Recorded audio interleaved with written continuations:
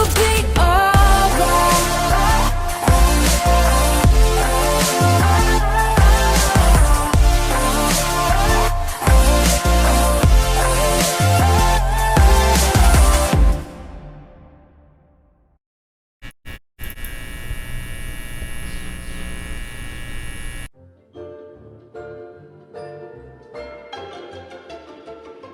Now that we do church online, there are a few rules of Livestream etiquette you'll need to follow.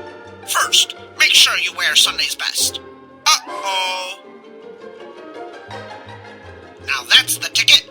You don't want to look like a crumb bum to the rest of your family, do you? You want this to be as close to your normal church experience as possible, so make sure you brew yourself a nice hot cup of joe. You know what they say, fueled by coffee, saved by grace. Whatever that means. And don't forget to spill a little on the living room carpet to make the experience authentic. While you're getting settled in, make sure you grab a journal to take notes on. Your kids won't think you're a cotton-headed nitty-muggin. They'll think you're swell. One great thing about church at home is no one can hear you crunching loudly on snacks. So turn that volume up on the television and snack away. We call them sermon snacks. And you won't have to get up in the middle of the sermon to grab a snack because you came prepared. Finally, you can host a party. No, not a physical party, you junkhead. Host an online party or share the link to our live stream with your friends. It's the easiest way to invite them to church with you. Now you've got it. You've got some moxie.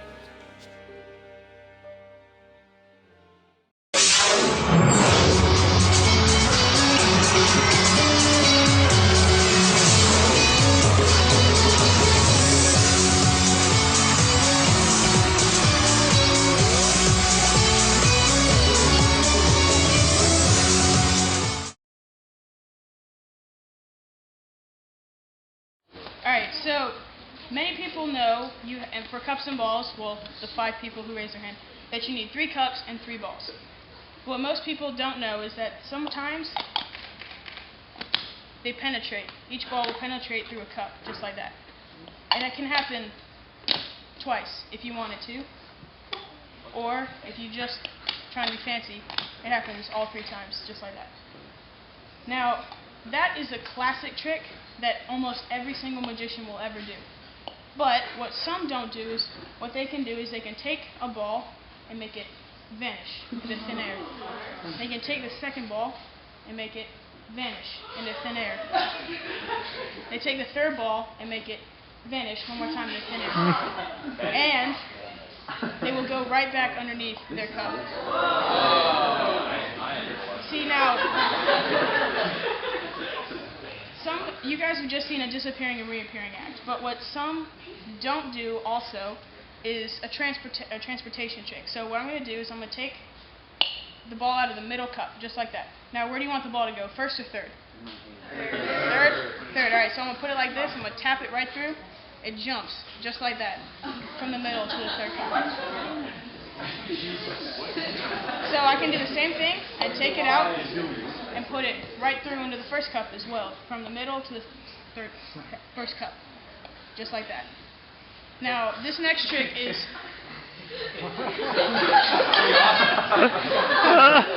Alright, this next trick is a personal favorite of mine.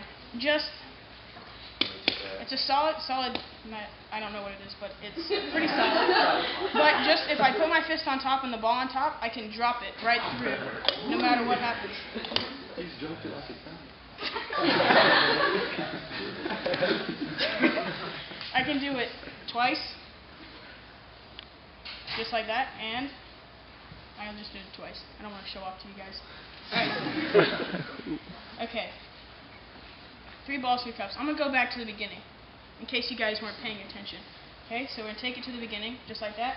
Vanishes. Shocker. Second ball. Vanish. Third ball. You should expect it by now. They're all gone. And I'm going to give you a secret. They're not vanishing. They're in my other hand. So what I'm going to do this time is I'm going to put it into my bag there. But as you may remember, they all go back under the cup. Put it in the bag, just like that. Yes. Okay? Take the second ball. There it is. Under the cup. Back into the bag. Just like that, as you can see. Third ball, I'm going to put it back into the bag. Just as simple. Now we're going to take the bag so you're not suspicious. I'm just going to put it down here. Now, one of the judges, either anyone, raise your hand. Jordan, okay. Jordan, I need you to come up here for me, please. Okay? Alright, so what I want you to do, just not too heavy, but tap on these two kind of heaviously. Like that? Good? Twice? Good. You good? Okay. So you tapped on them twice. I did. Okay, watch. Ready? Ready? I'm ready. In the middle cup, there's going to be an orange. You tap that one as well, so there's an orange there, but that's not all. Okay, so I want you to do... No. Alright? I want you to tap on this cup even heavier than you did before. Is a banana going to come out? Go ahead, go ahead. Heavy? Alright, that? It is.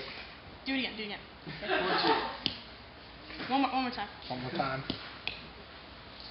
One more. That's good.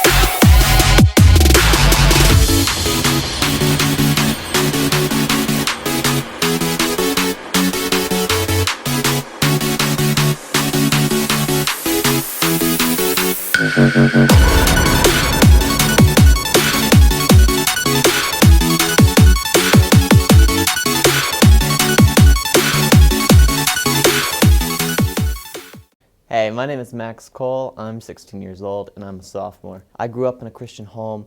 I always heard about these Jesus things. I just never understood why I believed what I believed. And back then, life was easy. I turned 5.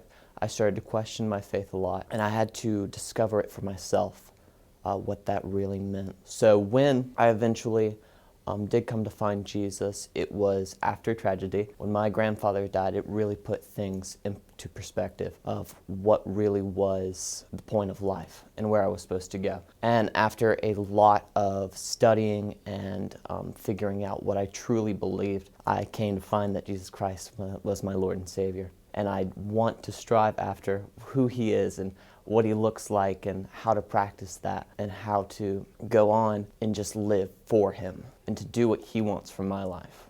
Hi, my name is Sarah Ware, and this is my testimony. Right as I got into middle school, my best friend committed suicide. I remember feeling very alone. I felt like God wasn't even there. I'd always considered her a Christian, and when she died, I didn't understand what God was doing at all. So at that point, I turned to my pride and I turned to myself. I went to Woodlands Camp and I went to a troubleshooter called I Am Third, which is basically you put God first, others second, and yourself third. And I had never thought of it like that. At the end of the week, through a lot of talking with my counselor and stuff, I was saved. Through middle school, a whole bunch of crazy stuff happened, which made me doubt my faith. But God, He was there and He was ready with open arms for me. At this point, I see God working in my life every day. All the time, it really does come back to but God.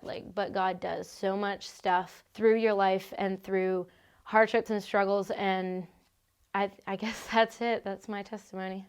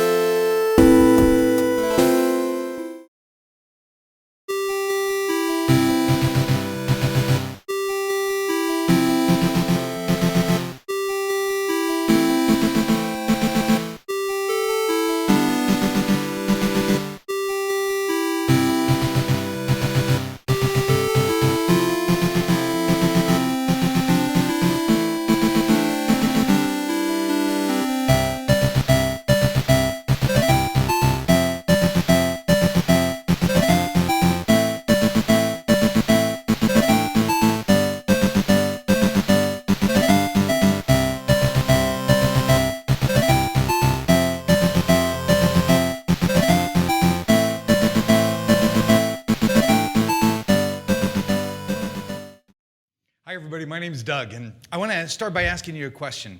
What's something in your life that causes you to experience a head snapper? You know what a head snapper is? It's one of those things where you're like, I didn't see that coming. It's something that's wild, or it's stunning, or it's just so different that it causes you to like, what?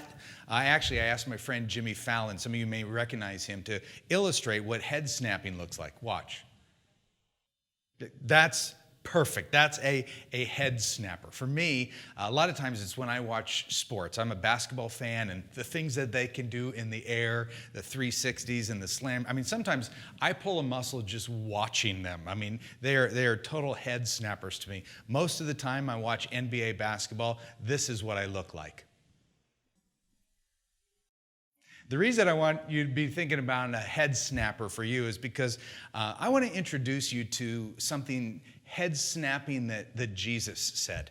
He taught in the Sermon on the Mount, and if you don't know this, the Sermon on the Mount is from Matthew 5, 6, and 7. And if you're kind of new to the whole faith, you're not a Bible reader, you could really spend the rest of your life reading the Sermon on the Mount. And if you are a person of faith and you do read the Bible, you could spend the rest of your life just trying to live out the principles in the Sermon on the Mount. And one of the things that Jesus said was a total head snapper. He said this. He said, "You have heard the law that says, love your neighbor and hate your enemy. But I say, love your enemies and pray for those who persecute you." Now, he was talking to a group of people that would have known all about the law, kind of the Old Testament. Many of them would have had it memorized.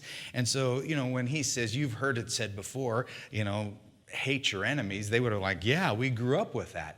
But he says something so different. And actually, I think this is where the phrase, oh, Jesus must have come from, because when he says, I say, love your enemies. I mean, you can just almost imagine people going, oh, Jesus, really love my enemies? I'd rather be gluten-free. Are you kidding me?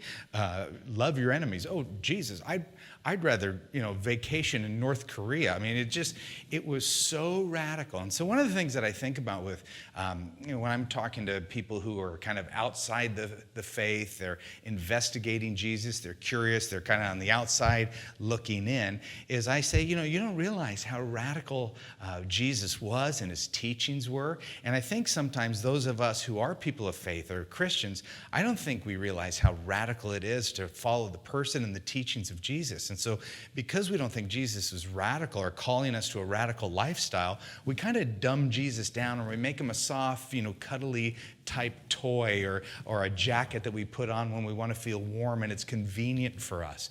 But Jesus is calling us to something so radical. Actually, a few verses later in the same chapter, Matthew chapter 5, he says this, "If you love only those who love you, what reward is there for that? Even corrupt tax collectors do that much." So, basically a paraphrase is like, hey, anybody can love those who love them. I mean, even the corrupt, evil pagans do that. So Jesus is calling you and I to a higher type of love, a deeper type of love. Now, why? Why should we love our enemies?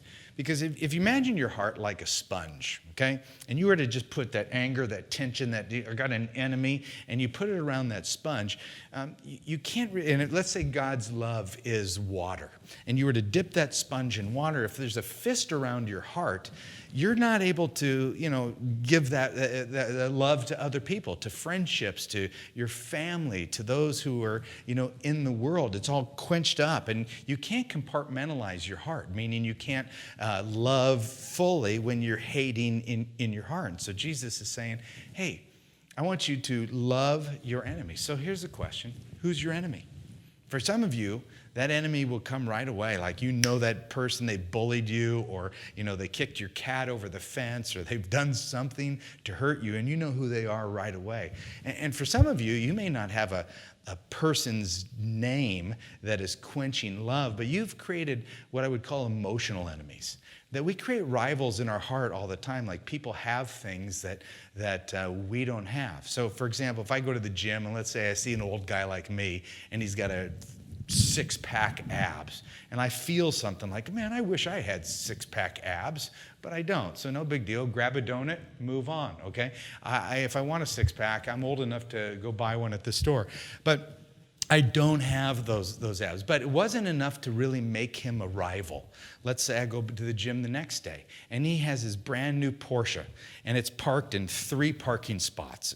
And I'm driving an old Suburban, and I can't find a parking spot, so now I've got to squeeze my Suburban in between trash trucks and shopping carts. And I can't even open the door, so I have to dismount out the back because my abs aren't strong enough to dismount, through the moonroof. And then I go inside the gym and I ask who it is, and I see the guy and I go, oh yeah, of course he drives a Porsche. And I make him an emotional enemy because he's tasted some success that I don't have. And see, if I'm honest with you, I'm quick to do that. I can create emotional enemies all the time. So it might not just be a person or somebody that that person's name. You would go around through life creating these emotional enemies. And what happens is, the reason Jesus wants us to love our enemies is because when we don't love our enemies, that enemy has a grip on our heart. And here's what it does. It quenches our joy. It keeps us from the happiness that you and I want in life. It keeps us from loving to the fullest. And so Jesus calls us to do something radical. He calls us to do something head-snapping. And I just want to let you know, this is not easy. Like loving your enemy and forgiving people, this is not natural. So for example, if you were to hurt me, what's natural is for me to want to hurt you back. If you were to hurt me, what's natural is, I want to see you experience some pain. So when you hurt me, I don't run to the kitchen and bake a little reconciliation cake and say, hey, let's share a piece together. No, when you hurt me, I want a meteor to strike you. I want to laugh at your pain. I want to burn down your, that's a little violent, but here's my point, is I want you to hurt in some way since you hurt me. This isn't natural, but here's what you need to hear. Forgiveness is not natural, but it is spiritual. As a matter of fact, do you know that you're never more like Jesus than when you forgive? Jesus isn't asking us to do something he hasn't done himself. Like when Jesus was hanging on the cross, he's been brutally beaten. People have hated him. They've screamed at him. They've accused him. He's hanging on the cross. And some of the last words of Jesus are this: forgive them, for they know not what they do. So, if you're harboring some enemies, whether they're emotional enemies or real enemies, can I just say that you're not living the life that God wants you to live because your heart is being quenched. Your heart is being tightened, and he has so much more for you. And when you love your enemies, here's what you're doing. You're doing something head-snapping. You're doing something so unusual, but that's the life that God calls us to. So I encourage you, go give some head-snapping forgiveness. In the dark where we wander,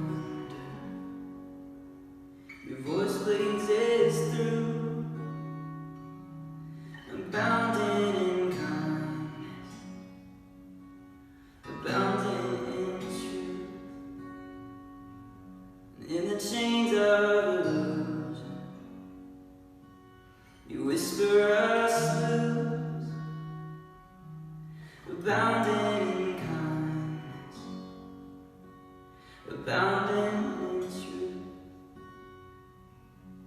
The oceans of justice and torrents of love are flooding the valleys where hopelessness was. We're lifting our heads up, we're looking to you, and bind up our broken hearts and make all things new.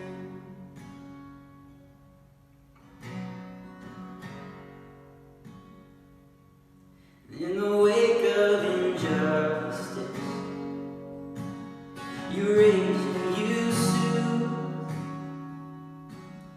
abounding in kindness, abounding in truth.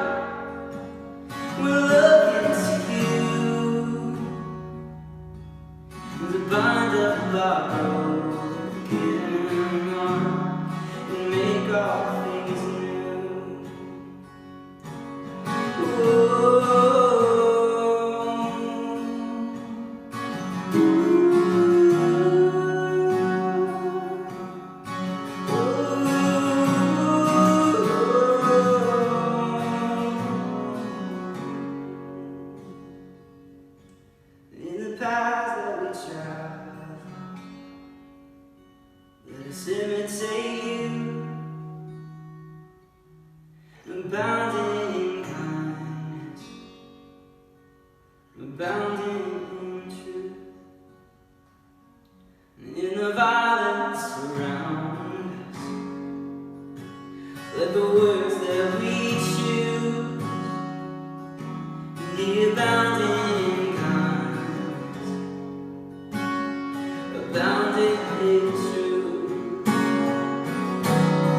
The oceans of justice and torrents of love are flooding the valley